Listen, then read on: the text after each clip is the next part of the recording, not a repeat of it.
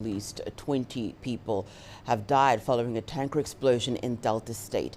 The tanker overturned along the Sapele-Benin road on Sunday night, causing a spillage. It's understood that locals, mostly young people, flocked to the scene to fill containers with the spilled fuel, despite warnings. A spark then ignited a fire which caused a deadly explosion. Eyewitnesses say many victims rushed to a nearby forest to extinguish the flames, but succumbed to their severe burns. According to officials, 15 vehicles were also consumed by the fire. Survivors are now receiving treatment in local hospitals.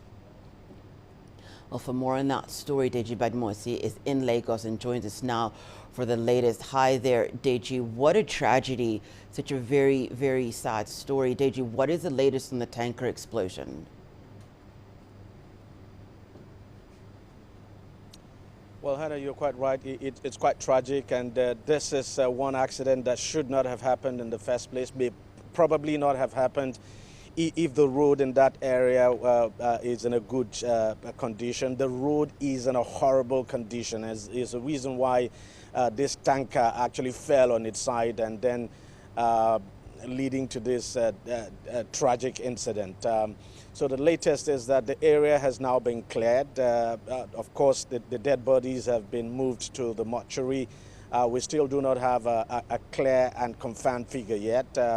Well, there are estimates saying over 20, and of course the government, the police has issued a statement saying just around 5 persons actually died.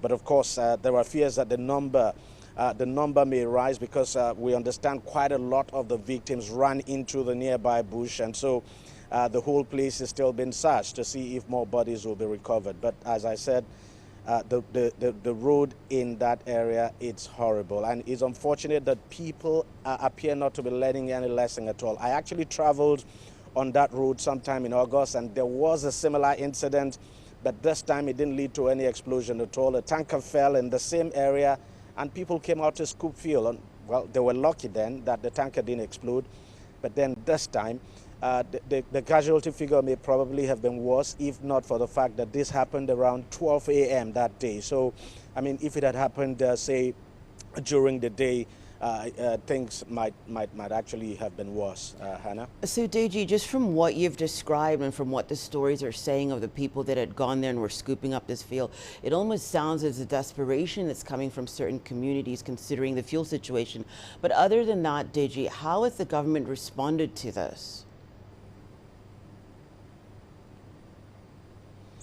Well, what the government has done is to put out a statement. I mean, it's a statement that we're used to, warning that people should avoid going to scoop fuel now when a tanker, maybe when a tanker had an accident.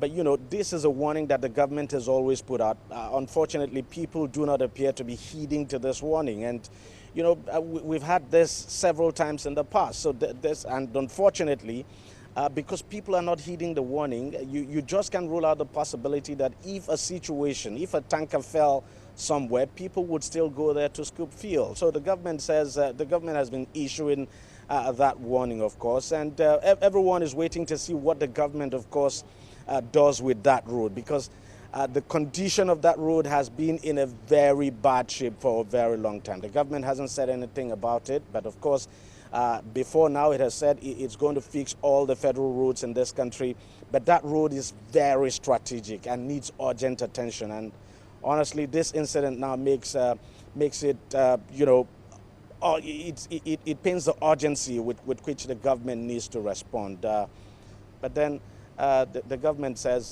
those who are injured, it will take care of them. That's a Delta State government now.